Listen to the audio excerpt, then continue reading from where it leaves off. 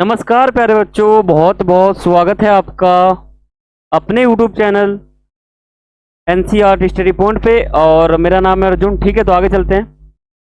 तो जैसा कि आपको मैं बता दूं, इससे पहले मैंने आपको पढ़ा दिया था 5वां चैप्टर, ठीक है, जिसका नाम था प्राथमिक क्रियाएं।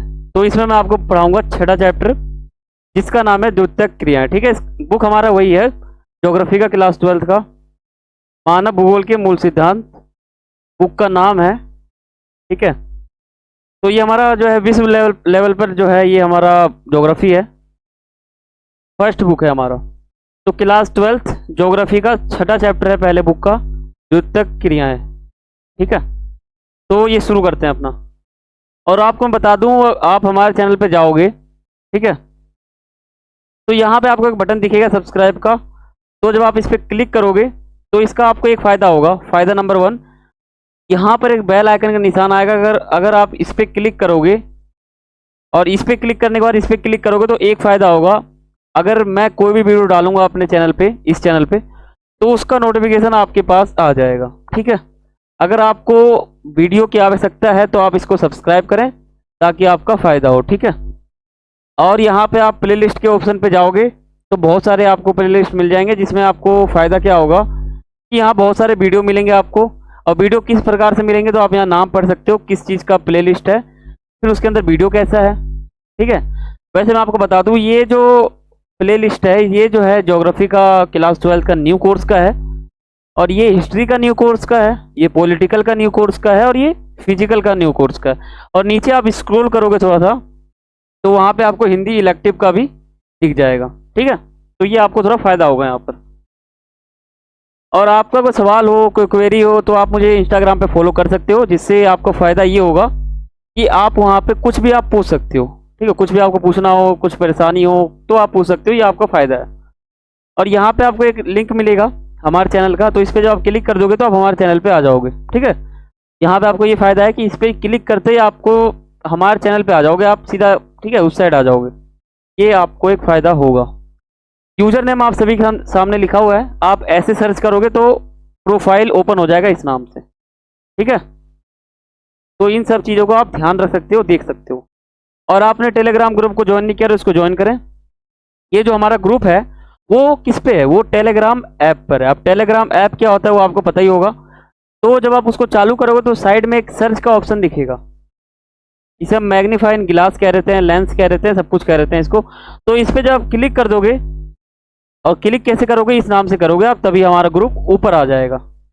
ठीक है, और जब आ जाएगा तो आप इस पर क्लिक करना, और क्लिक करते ही एक ज्वाइन का ऑप्शन नीचे आएगा बिल्कुल, उस पर जब आप क्लिक कर दोगे तो आप इस ग्रुप से ज्वाइन हो जाओगे। अब ज्वाइन हो जाओगे तो क्या फ़ायदा होगा, फ़ायदा ये होगा कि उसमें आपको इंपॉर्टेंट नोट्स मिल जाएंगे। ठीक है, इंपॉर्टेंट क्वेश्चन मिल जाएगा, और MCQ क्वेश्चन मिल जाएगा, और कुछ भी लाइव क्लास होगा वो आपको मिल जाएगा। यानी कुछ भी आपके स्कूल से, क्लास से जुड़ा हुआ कुछ भी ऐसा टॉपिक है वो आपको वहाँ पर मिल जाएगा। तो ये आपको इसका फ़ायदा होगा। ठीक है, तो देखो हमारा जो चैप्टर है उसका नाम है द्योतक क्रियाएं। इससे पहले आपने पढ़ा था प्राथमिक क्रिया। तो प्राथमिक क्रिया में क्या था वो मैं आपको आगे बताता हूँ। फिलहाल आप ये देखो कि इस चैप्टर में आपको पढ़ना क्या है। देखो, इस अध्याय में हम जो है द्योतक क्रियाओं के बारे में पढ़ेंगे। ठीक है, और इस अध्याय में हम विनिर्माण जो शब्द है इसका अर्थ क्या होता है, या फिर विनिर्माण है क्या, इसके बारे में पूरा डीप, पूरा विस्तार से पढ़ेंगे। ठीक है, इस अध्याय में हम बहुत सारे उद्योगों के बारे में पढ़ेंगे। जैसे आप उदाहरण ले सकते हो कुटीर उद्योग, ठीक है, बड़े पैमाने पर उद्योग, और आप ले सकते हो अल्कोहल वाला, ठीक है, जहाँ वहाँ बनता हो, और छोटे पैमाने वाला, इस प्रकार से उद्योग ले सकते हो आप। तो बहुत सारे उद्योग के बारे में इसमें जानेंगे। तो ये हमारे चैप्टर का थोड़ा सा टॉपिक था कि इस चैप्टर में है क्या।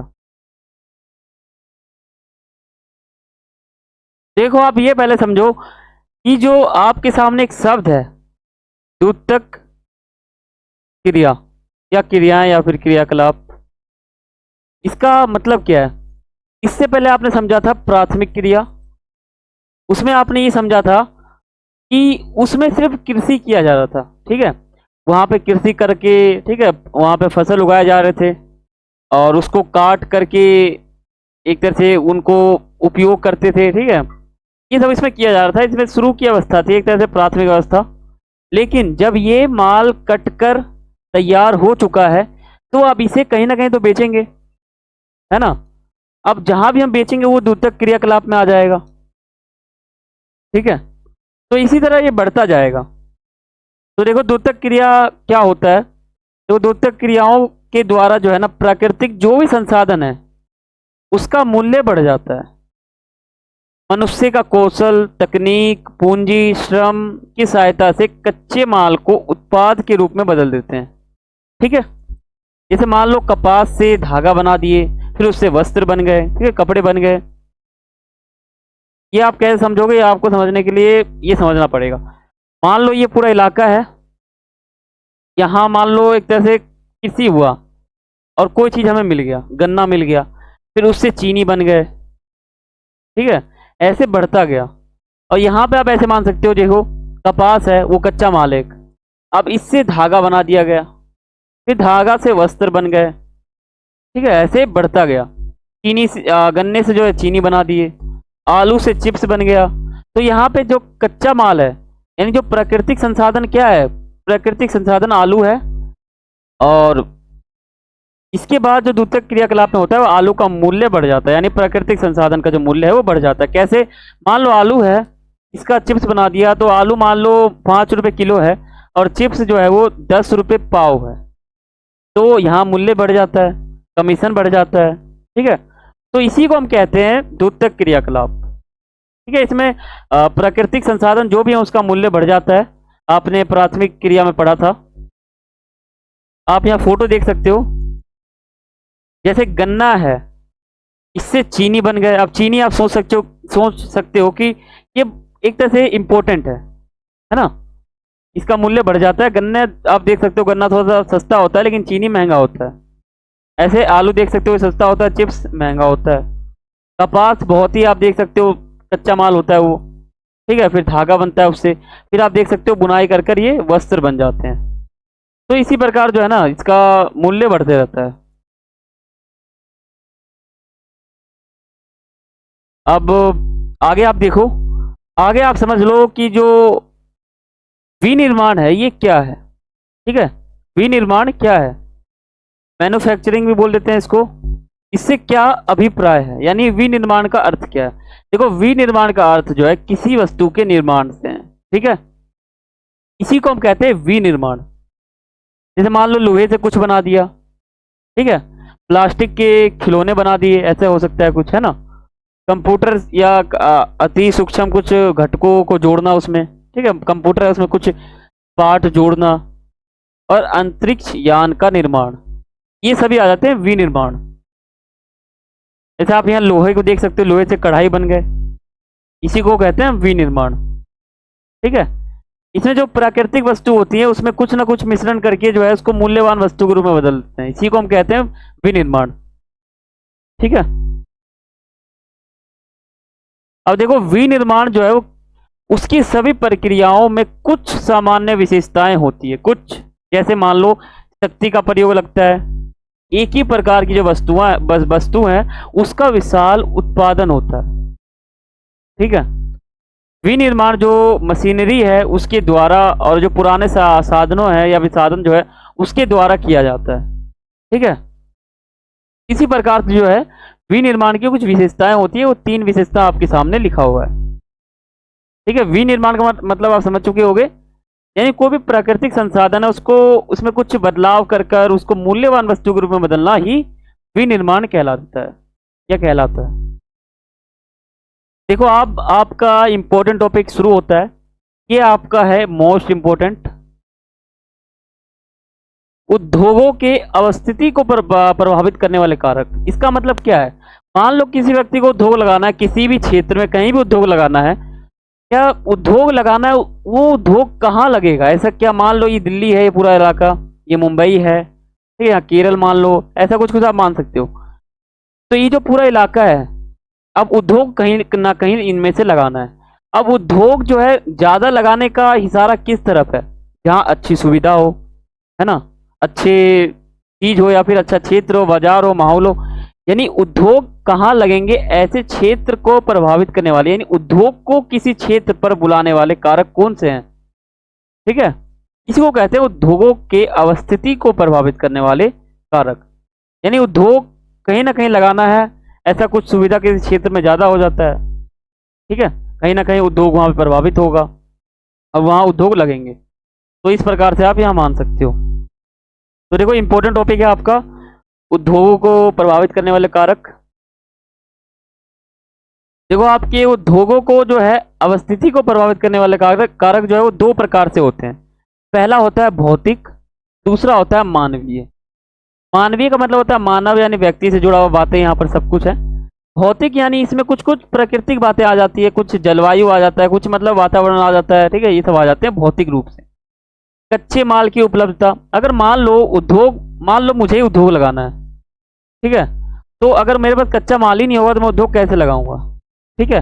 अनुकूल जलवायु, मान लो मैं कहीं उद्योग लगा रहा हूँ तो वहाँ पे जलवायु बहुत ही खराब है, तो वहाँ पे उद्योग नहीं लग पाएगा, तो दूसरा कारक ये भी हमारा हो जाएगा। जल की उपलब्धता, मान लो अगर मैं कहीं उद्योग लगा रहा हूँ तो वहाँ पे जल ही ना हो तो उद्योग लगा के फायदा क्या है। शक्ति के साधन, मान लो वहाँ पे शक्ति के कुछ साधन ना हो, ठीक है, मशीन ना हो, कुछ भी ना हो ऐसा कुछ, तो वहाँ पे उद्योग लगा के फायदा क्या होगा, है ना। तो यही कुछ कारक हो जाते हैं जिसके बिना उद्योग कभी भी नहीं लग सकता, ठीक है। इसको कहते हैं भौतिक कारक। भौतिक में आप लिख दोगे कच्चे माल की उपलब्धता, अनुकूल जलवायु, जल की उपलब्धता, शक्ति के साधन, ठीक है। अब मानवीय में क्या आ जाएंगे, मानवीय यानी व्यक्ति, मानव, ठीक है, तो इसमें श्रम लग जाता है। अगर मान लो मजदूरी ना मिले मुझे तो मैं उद्योग कैसे लगाऊंगा। पूंजी, अगर मेरे पास पैसे ही नहीं है तो मैं उद्योग कैसे लगाऊंगा। परिवहन ही नहीं है मेरे पास तो उद्योग कैसे लगाऊंगा। बाजार का माहौल ही नहीं है वहां पे तो उद्योग कैसे लगाऊंगा। और सरकार के द्वारा मेरे पास कुछ नीति ही नहीं है तो मैं उद्योग कैसे लगाऊंगा। यानी आप समझ चुके होंगे इसका मतलब क्या है। उद्योगों के अवस्थिति को प्रभावित करने वाले कारक है ना। यानी उद्योग ज्यादातर किसी क्षेत्र पर आना है या आएगा तो उसके लिए उद्योग के मालिक को क्या क्या चाहिए। कच्चे माल चाहिए, अनुकूल जलवायु चाहिए, जल की उपलब्धता भी चाहिए इस मालिक को, शक्ति के साधन चाहिए, मजदूर चाहिए, पूंजी चाहिए, परिवहन चाहिए, ठीक है, बाजार वाला माहौल होना चाहिए वहां पर। मान लो कहीं उद्योग अगर मैं कोई जंगल में लगाऊं तो क्या वहां पे उद्योग चलेगा, नहीं चलेगा, इसलिए बाजार वाले माहौल में लगाना पड़ेगा। इसलिए बाजार हमारा कारक हो जाएगा महत्वपूर्ण। सरकार के मान लो कोई नीतियां ही नहीं है तो ये कहीं ना कहीं कानून तोड़ने वाली बात हो जाएगी, इसलिए ये नीतियां भी बहुत जरूरी है। तो आप ये पॉइंट बना सकते हो, इसमें रटने वाली बात कुछ नहीं है। आप ऐसा सोचो कि आपको एक उद्योग लगाना है, ठीक है, आपको एक उद्योग लगाना है, आपको क्या चाहिए उद्योग लगाने के लिए। तो आप सोचो मुझे जल चाहिए तो यहाँ जल वाला एक पॉइंट बन जाएगा, श्रम चाहिए, पूंजी चाहिए, परिवहन चाहिए, तो पॉइंट अपना बन जाएंगे। ये आपके सामने एक टाइटल है, ये ऐसा मत लिखना अपने पेपर में, अगर 6 नंबर 5 नंबर में आ जाए तो आप लिखोगे श्रम, आप इस पे एरो डाल के आप इस पे एक्सप्लेन करोगे। अगर किसी व्यक्ति को उद्योग लगाना है तो मजदूरों की आवश्यकता सबसे अधिक होती है। अगर मजदूर ना मिले तो उद्योग जो है वो संभव नहीं हो सकता, इसलिए मजदूर की भूमिका उद्योग में बहुत ज़्यादा हो जाती है। इसलिए उद्योग में मजदूर की आवश्यकता अधिक होती है, वो किसी कार्य को करने में, ठीक है, सामान के उत्पादन के लिए, सामान के निर्माण के लिए। ऐसा आप एक्सप्लेन करके लिख सकते हो इस श्रम वाले पॉइंट में। पूंजी में लिख सकते हो आप पूरा, ठीक है। ये कुछ टाइटल है आपके सामने, देखो आप इसको समझ सकते हो। टाइटल मैं आपके सामने बता देता हूँ। टाइटल जो है आपका कच्चे माल की उपलब्धता। कैसे, जैसे मान लो उद्योग लगाने हैं, ऐसे स्थान पर स्थापित करने चाहिए जहां कच्चा माल जो है अपेक्षाकृत यानी अपने मन से, अपनी इच्छा से ज़्यादा मिले और सस्ता मिले, सरलता मिले, ठीक है, और परिवहन योग्य हो वो, और जल्दी से खराब होने वाले जो पदार्थ हैं उस पर आधारित उद्योग जो है वो कच्चे माल के स्रोत के समीप ही स्थित हो, ठीक है। तो मान लो कोई भी कच्चा माल हो, जैसे मान लो ये फोटो आप देख सकते हो, ये कुछ कच्चे माल है, ठीक है। तो इन पे इनका काम हमें होता है कोई चीज का निर्माण करते समय, ठीक है, ऐसा समझ सकते हो। मान लो आपको बाल्टी बनाना है तो उसके लिए आपको प्लास्टिक वाला कुछ कच्चा माल चाहिए, तभी आप बना पाओगे। तो कच्चे माल की आवश्यकता सबसे ज्यादा होती है। अगर कच्चे माल ही ना हो तो उद्योग नहीं चल पाएगा। अब हम जान लेते हैं कि जो अनुकूल जलवायु, ये इंपॉर्टेंट क्वेश्चन है और ज्योग्राफी का क्वेश्चन है। देखो कुछ उद्योग विशेष प्रकार की जलवायु वाले क्षेत्र पर स्थापित किए जाने चाहिए, ठीक है। उदाहरण के लिए मान सकते हो आप दक्षिण भारत में जो सूती वस्त्र है उसके उद्योग जो है विकसित होने में नमी वाले जो पर्यावरण है उनका लाभ मिलता है। ठीक है, अब नमी के कारण मान लो कपास के जो वस्त्र हैं, उससे जो बना हुआ जो वस्त्र है कपास से, उसकी जो कताई जो है वो आसान से हो जाती है, आसान तरीके से हो जाती है। अत्यधिक ठंडे व अत्यधिक जो गर्म प्रदेश हैं वहां पर उद्योगों की स्थापना जो है वो एक कठिन कार्य होता है।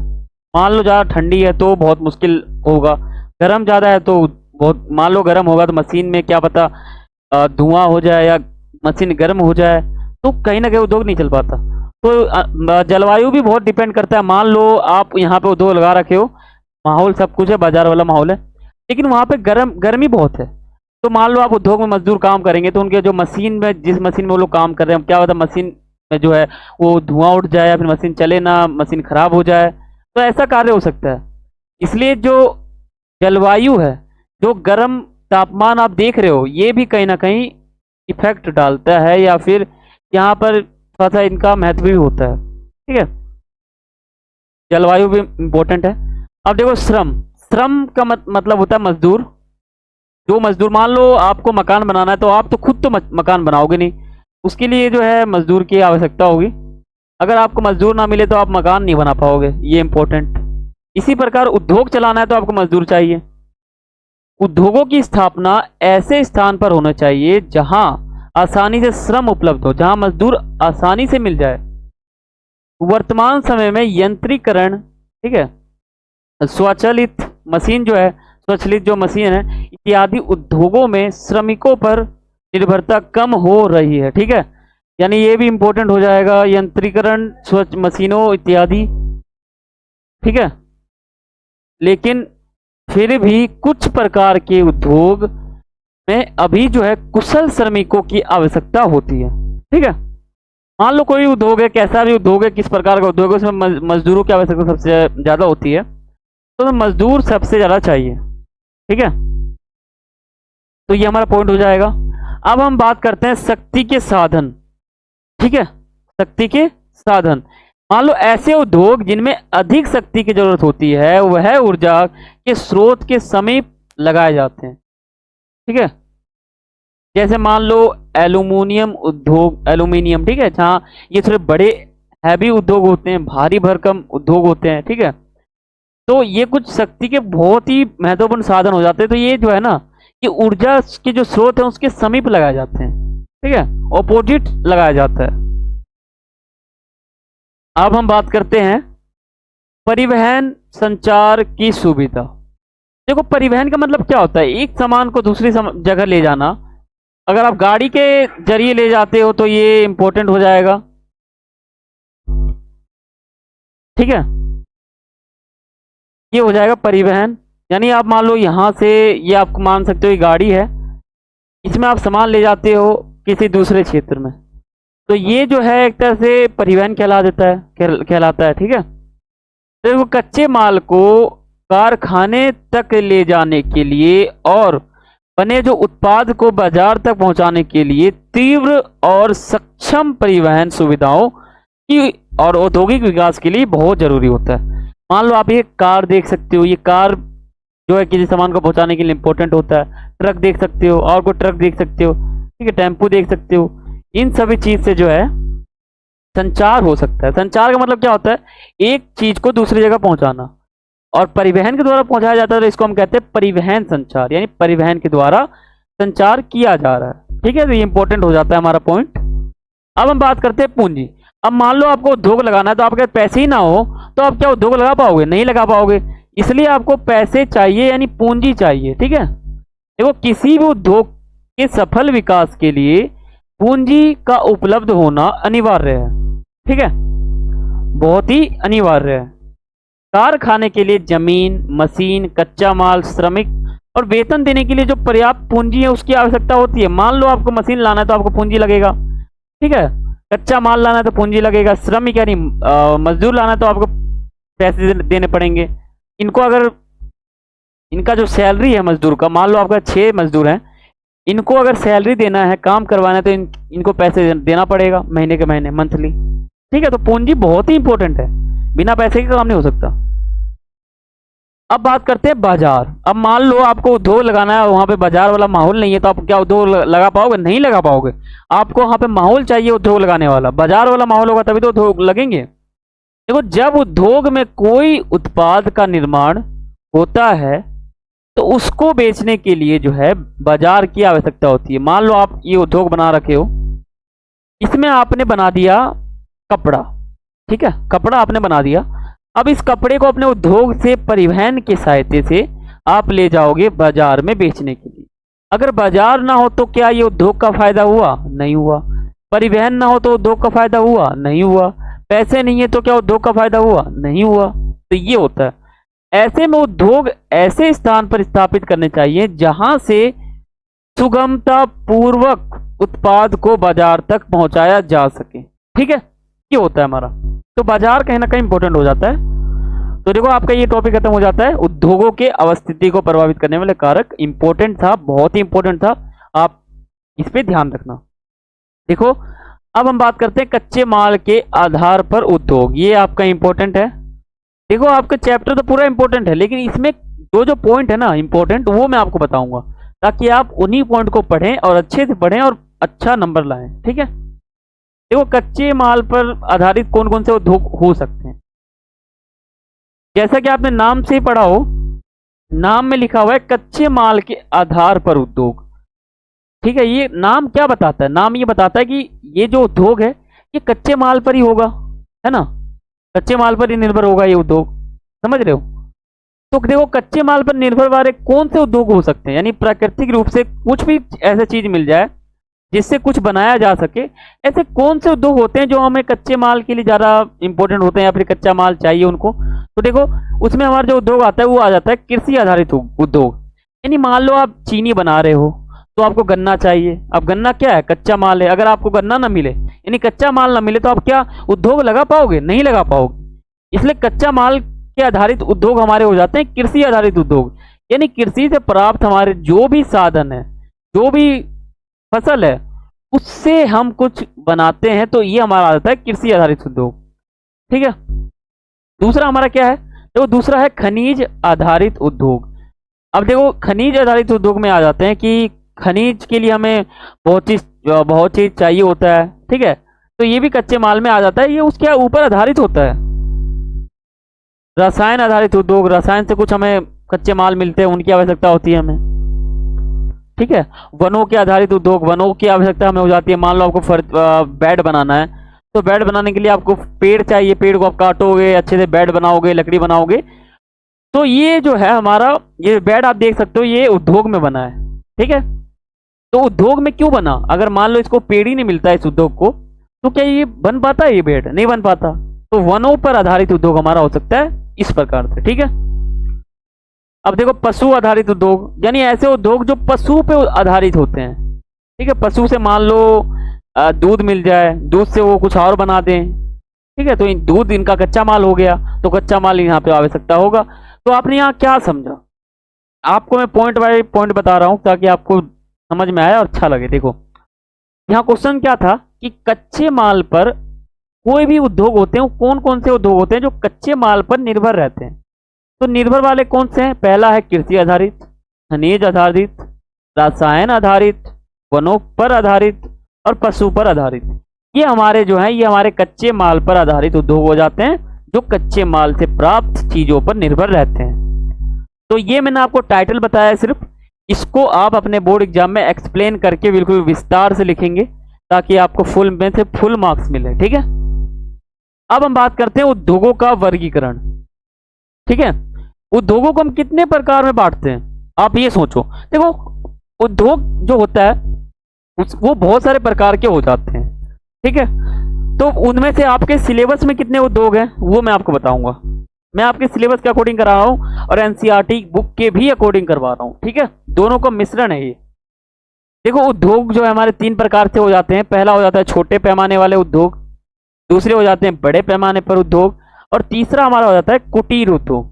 ठीक है, अब यहां पे आप समझ लो। देखो, कुटीर उद्योग सबसे छोटा हो जाता है, इससे बड़ा उद्योग होता है हमारा छोटे पैमाने वाला उद्योग, फिर इससे हमारा बड़ा हो जाता है बड़े पैमाने वाले उद्योग। समझ गए? यानी कुटीर उद्योग सबसे छोटा, छोटे पैमाने वाले उद्योग जो है वो कुटीर उद्योग से बड़े हो जाते हैं, और बड़े पैमाने वाले उद्योग जो है वो जो है छोटे पैमाने वाले उद्योग से लंबे हो जाते हैं, बड़े हो जाते हैं। ठीक है, कुटीर उद्योग बहुत छोटा है, छोटे पैमाने वाला उद्योग मीडियम है, और बड़े पैमाने वाला सबसे बड़ा है।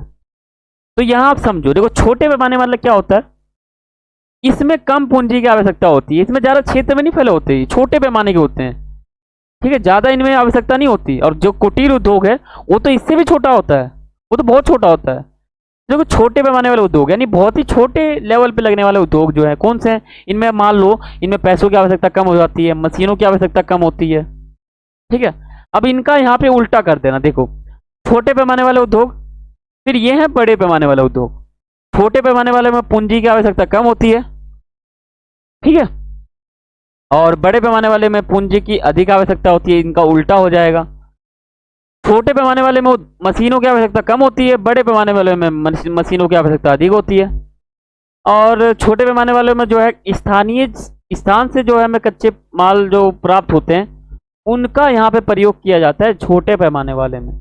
ठीक है, लेकिन बड़े पैमाने वाले में क्या होता है कि इसमें कच्चा माल का जो आयात है वो किया जाता है, इसमें कच्चा माल खरीदा जाता है। अब देखो इसमें श्रमिक की आवश्यकता जो है बहुत ही कम होती है, ज़्यादा आदमी नहीं चाहिए, ज़्यादा मजदूर नहीं चाहिए इसमें। लेकिन जो बड़े पैमाने वाले उद्योग होते हैं इसमें मजदूर जो है सबसे ज़्यादा चाहिए। ठीक है, जो कुशल हो, एक्सपीरियंस हो, उनको अनुभव हो, वो मजदूर इसमें ज़्यादा चाहिए।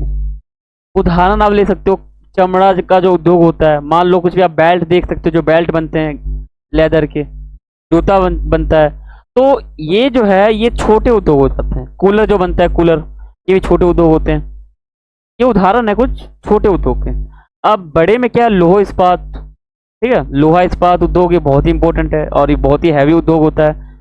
मोटर गाड़ी जो उद्योग है बहुत ही, कार का उद्योग आप देख सकते हो, ये सब इंपॉर्टेंट और बहुत ही हैवी उद्योग हो जाते हैं। देखो ये तो हमारा छोटा था, ठीक है, और ये हमारा बड़ा था। अब इन दोनों में आप अंतर समझ गए होगे, अंतर आप समझ गए तो दोनों उद्योग आपके लिए ईजी है। ठीक है, अब इससे भी छोटा एक उद्योग होता है जिसका नाम होता है कुटीर उद्योग। ये छोटा है, ये बड़ा है। अब कुटीर उद्योग जो है इससे भी छोटा हो जाता है, बहुत छोटा होता है, बहुत ही छोटे लेवल पे होता है वो। ठीक है, देखो कुटीर उद्योग जो है वो निर्माण की सबसे छोटी इकाई होती है। इसमें आप ज़्यादा कुछ नहीं बना सकते, इसमें आप सिर्फ बिस्किट बना सकते हो। ठीक है, या आप इसमें छोटा मोटा मोमबत्ती बना सकते हो। ठीक है, छोटा हो गया बहुत, है ना, ऐसा कुछ बहुत छोटा छोटा आचार बना सकते हो आप, ये समझ लो। ठीक है, और भी आप मान सकते हो छोटा चीज़ जो भी हो। ठीक है, मूर्ति बना सकते हो, कोई सा चटाई बना सकते हो, ये सब आप बना सकते हो। ये बहुत ही निर्माण की छोटी इकाई होती है, बहुत छोटी होती है। इसमें शिल्पकार, मजदूर, स्थानीय जो कच्चे माल हैं इनका उपयोग करता है, इसमें करना पड़ता है। ठीक है, इसमें दैनिक जीवन की जो छोटी छोटी चीज़ें हैं उनको बनाया जाता है। छोटी चीज़ कैसे, मान लो पेंसिल है, वो बहुत छोटा है, वो हर व्यक्ति को, हर स्टूडेंट को चाहिए, तो पेंसिल बना देंगे, पेन बना देंगे। ठीक है, चटाई, और जो जो चीज़ है साबुन, ये जो रोज़मर्रा की जो चीज़ें हैं इनको बनाया जाता है। इसमें ब्रश देख सकते हो आप, तो ये सब चीज़ें बनाई जाती है कुटीर उद्योग में।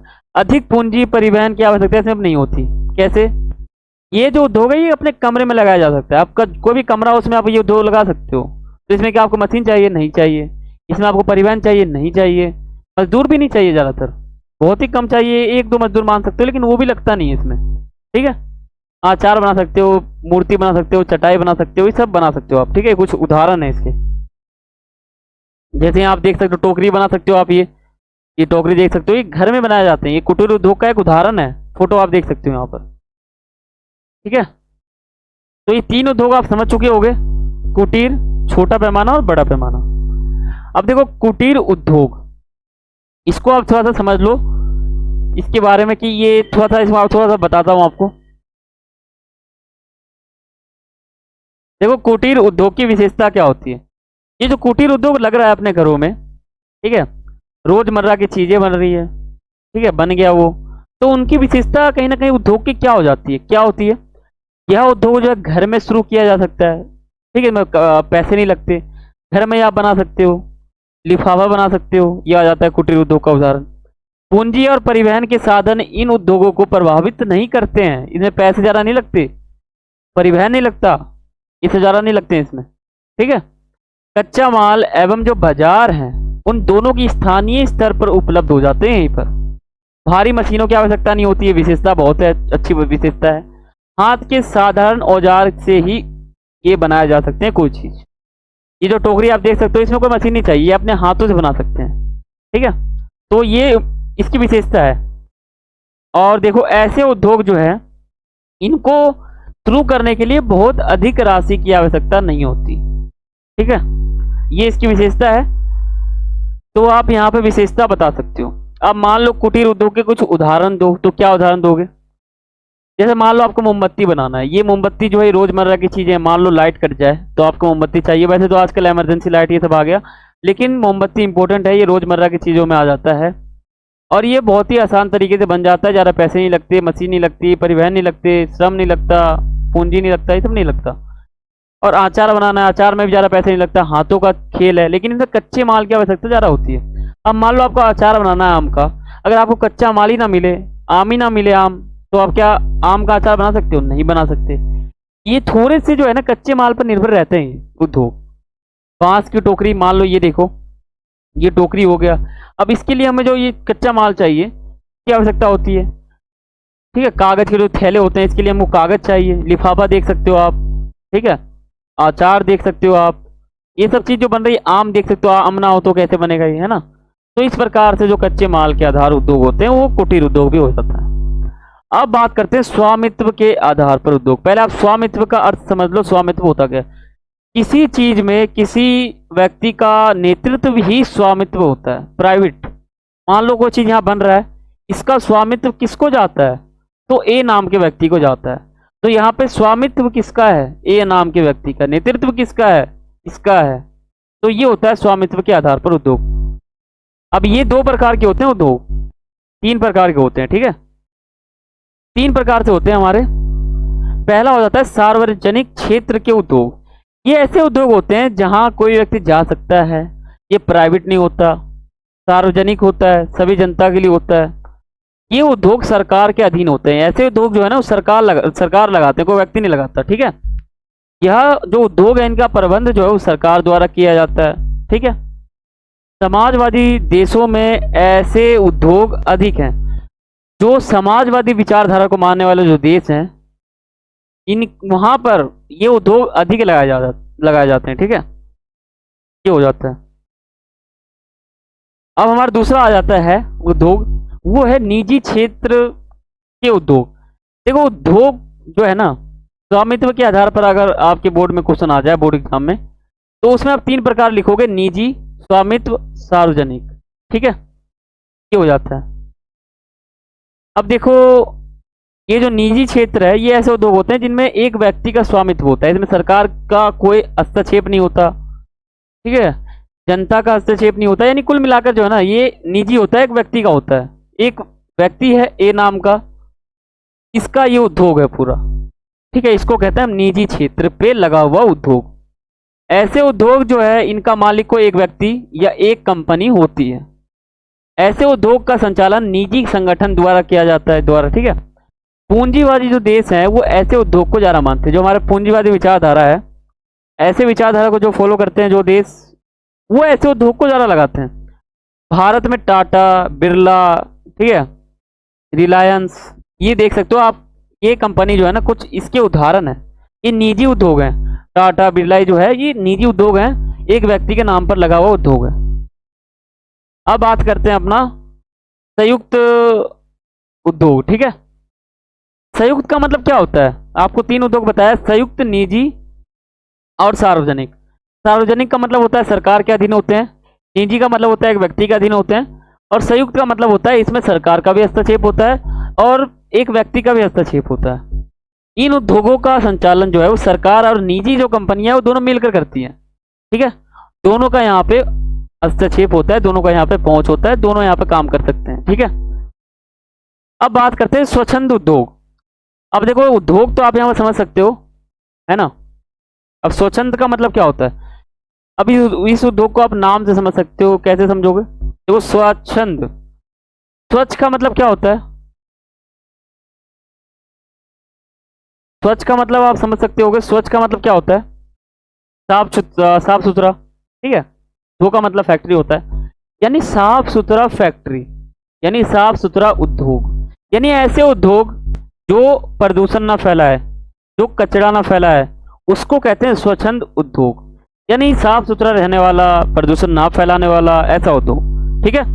नाम से पहचान सकते हो आप, कुटीर उद्योग यानी छोटा उद्योग, छोटे पैमाने वाला उद्योग यानी बहुत ही, एक तो वो छोटे ही होता है, बड़े पैमाने वाला बड़े पैमाने का होता है, और स्वच्छंद उद्योग जो है वो साफ सुथरा उद्योग हो जाता है। लोह इस्पात उद्योग जो है बड़ा हो जाता है, एल्यूमिनियम उद्योग बड़ा होता है। तो इस प्रकार आप समझ सकते हो। चैप्टर इजी है, ज़्यादा इंपॉर्टेंट, ज़्यादा मुश्किल नहीं है और इंपॉर्टेंट बहुत है। स्वच्छंद उद्योगों की किन्हीं 3 विशेषताओं की व्याख्या कीजिए, ऐसे क्वेश्चन आ जाएगा। क्वेश्चन जो है वो स्वच्छंद उद्योग से पूछा गया है, विशेषता उद्योग की पूछ रहा है। तो ये क्या लिखोगे इसमें? देखो, स्वच्छंद उद्योग जो है व्यापक विविधता वाले स्थानों पर स्थित होते हैं, ठीक है। यह किसी विशिष्ट कच्चे माल पर निर्भर नहीं रहते, इनको जरूरत नहीं ज़्यादा कच्चे माल की। यह उद्योग जो संगठन, ठीक है, और जो पूर्जे हैं उन पर निर्भर रहते हैं, जो कहीं से भी प्राप्त किए जा सकते हैं, ठीक है। इसमें जो है उत्पादन कम मात्रा में होता है और श्रमिकों की जो आवश्यकता है वो बहुत ही कम होती है। यह उद्योग जो है प्रदूषण नहीं फैलाते, ऐसा आप देख सकते हो बिल्कुल। जैसे आप ये देख सकते हो, जो फैक्ट्री है इसको हम फैब्रिकेटर भी बोल देते हैं, बहुत छोटा उद्योग हो जाता है, ठीक है। तो ये उद्योग आप जानते होंगे। तो ये उद्योग ज़्यादा कचरा नहीं फैलाते, ठीक है, ज़्यादा प्रदूषण नहीं फैलाते, थोड़ा बहुत, ठीक है। ऐसे कुछ उद्योग हो जाते हैं जो स्वच्छंद हो, ऐसे उद्योग जो साफ सुथरा हो, कचरा ना फैलाए, प्रदूषण ना फैलाए, उनको कहते हैं हम स्वच्छंद उद्योग, ठीक है। तो यहाँ पे हमारा चैप्टर खत्म हो जाता है। देखो, चैप्टर आपको क्या समझ में आया? चैप्टर में, चैप्टर को मैंने, इस चैप्टर में मैंने आपको क्या समझाया? पहला बताया विनिर्माण का अर्थ, ठीक है। दूसरा बताया द्योतक क्रिया, ठीक है। तीसरा आपको बताया मैंने उद्योगों की अवस्थिति को प्रभावित करने वाला कारक। चौथा मैंने आपको बताया कि उद्योग के वर्गीकरण कौन से हैं। फिर उद्योगों में अंतर बताया, स्वच्छंद उद्योग बताया। तो ये सभी टॉपिक हमारे यहाँ पे कवर हो जाते हैं, चैप्टर भी खत्म हो जाता है। सिलेबस के अकॉर्डिंग कराया मैंने आपको, और एनसीईआरटी बुक के भी अकॉर्डिंग करवाया है, ठीक है। तो आप इसको पूरा देख सकते हो, इसमें ज़्यादा कुछ है नहीं, इजी चैप्टर है। आपको बारी बारी समझोगे तो आपको समझ में आ जाएगा। प्रथम में हालत बुरी रहती है, द्वितीयक में थोड़ा सुधरता है, तृतीयक में सुधर जाता है, चौथा, पांचवा, छठा। अगर आपने इकोनॉमिक्स पढ़ा है ना, इकोनॉमिक्स, तो ये जो क्रियाएं है ना, प्राथमिक, द्वितीयक, तृतीयक, चतुर्थ, ये बढ़ती चली जाएंगी। वहां पे 7वां 8वां क्रिया भी आ जाएगा, क्योंकि वो आर्थिक रूप से होता है ना इकोनॉमिक्स, तो उसमें थोड़ा बढ़ जाता है, ठीक है। तो देखो, अगर आप हमारे चैनल पर नए हो तो चैनल सब्सक्राइब करो और बेल आइकन पर क्लिक करो, ठीक है। ये आप करोगे तो आप हमारे कोर्स से ज्वाइन हो जाओगे और आपका फ़ायदा होगा। अगर वीडियो अच्छा लगा हो तो वीडियो को लाइक करें, जितना हो सके उतना शेयर करें। कुछ भी आपको पूछना हो तो आप कमेंट कर सकते हो। तो अपना जो अगला चैप्टर है, तृतीयक और चतुर्थ क्रियाकलाप, तो अगले वीडियो में उसको पढ़ेंगे। तब तक के लिए सभी को थैंक्स फॉर वॉचिंग। जय हिंद, जय भारत।